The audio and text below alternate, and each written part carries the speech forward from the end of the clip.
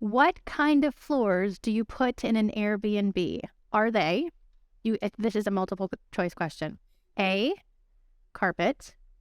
B, tile. C, engineered LVP. Or D, hardwoods. I have LVP in all of my rental properties. Good, of Some of them course. still have some carpet in it, but Carpet is so gross. Now, listen, I was just talking to our sponsor, my dear friend, David Rigua, about carpet this morning because he was trying to figure out like what I need to sell to my customers.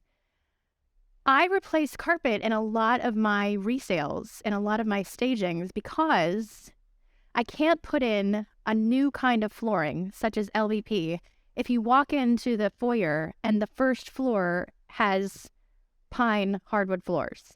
And then starting up the stairs is 20-year-old carpet. I'm going to replace the carpet. Why? yeah. Because it's the least expensive. I can get a low pile builder grade, and it's going to look the best for showings and pictures. And we'll leave it up to the new buyers if they want to like replace all of the floors or whatever. But you cannot mix your floors, is my point. Well, when we just did a full renovation at the beach place, it's a 1,200 square foot condo. And so we have LVP that goes through every square inch of it, into the closets, into the bathrooms. Perfect. Everything is a nice neutral LVP that should last. And it had sheet vinyl, and it had carpet, and it had awful LVP that was in there. So we replaced all that. And then I've done the same thing at some of my other properties where I've replaced it with LVP. Yeah.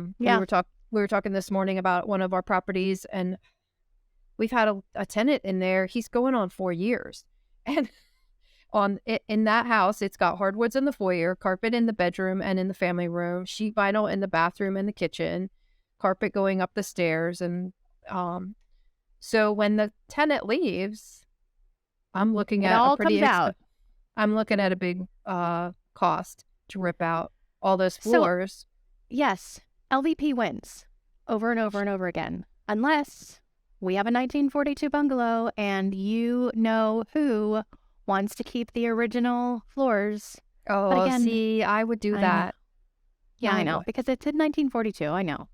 I had this client who they were renovating a 70s house this fall, and he was going to put engineered hardwoods over the old wood floors. I'm like, absolutely not. Do not do that. No. And I I mean, talked you've him out got of to spending a lot more remain. money.